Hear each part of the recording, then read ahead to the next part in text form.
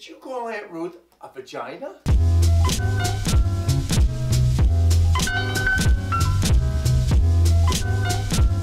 Hey, yo, she stuck. One Belushi, take two. The story is relatively simple. It's, you know, it's about this family who they're delusionally happy. Attention everyone, attention please. I think now is the time we should present our gifts to dearest Brian. Well, she's not a mother, she's a smother. And her son is, you know, in his 30s, so he doesn't need to have a whole lot of smothering or mothering at this point, but she, you know, she doesn't know that this is her baby and this is how she's gonna probably treat him till the day she dies, and he can't stand it. It's really not as much his family as he is upset with himself. He's not really doing well with himself. He's not married, doesn't have kids. I was supposed to be successful. I was supposed to be the most successful. In my yearbook, it says most likely to succeed, motherfucking Brian. We had a casting call in Brooklyn. We just did a rolling every 15 minutes. People were just showing up. That's when it really got exciting. Oh, darn it! I forgot we had ice cream. Ooh. Dang it! It's currently 9:28 in the morning. The crew's still very hard at work doing camera and lighting and all that stuff. It's very intense. We want to make it look oppressive. This guy's been trapped here. It's like a prison almost in a sense, and everybody in here is one of his fellow prison wardens, I guess is the better way to put it. But we kind of keep it like on him, kind of like an interrogation light. There's all these ugly characters sitting around him, and they're coming into his little oppressive world. We're trying to make it a little grimy, I guess. It's like a just feel like humid and gross. Nobody's really happy in here, and I think the overhead lighting and the haze will help make that possible. That's a great idea. Pulls it into it. And Yeah. pulls it there. That's a great idea. I would not put a 650 on there. No, we're not going to do that. Yeah. I wouldn't put.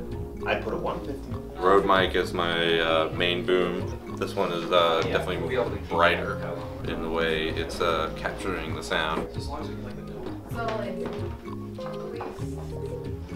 In terms of art direction, this is kind of supposed to be very outdated, kind of fuddy-duddy, very brown. So, you know, we got replaced it with brown tablecloth, very old liquor bottles that are probably from 50s, who knows, because this has been in the house old in the family for a long time. So, and then we have touches of baseball since he did Little League and stuff like that. We got Brian, whose birthday it is, a very awesome sweater, not very good looking at all. Oh God. But you know, doing Yeah.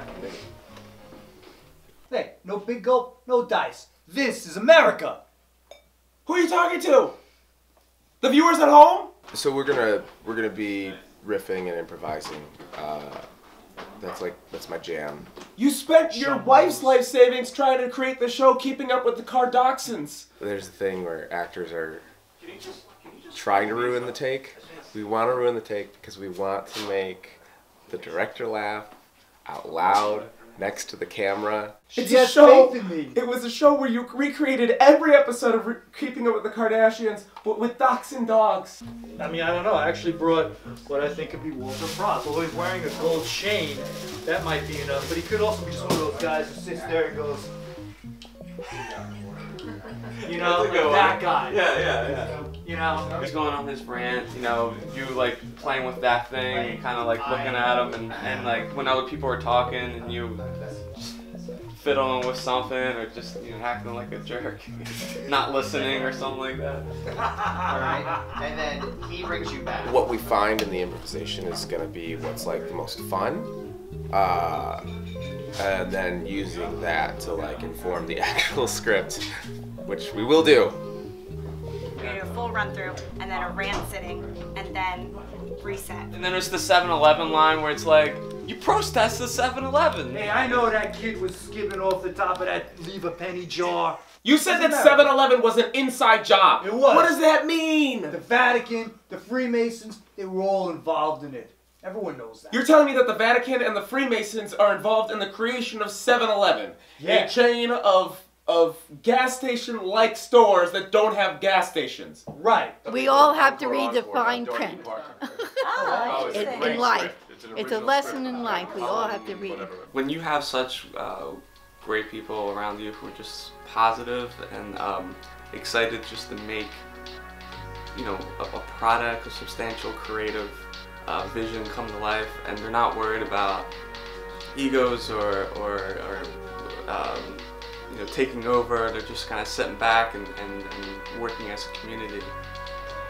It's a good thing. Yeah.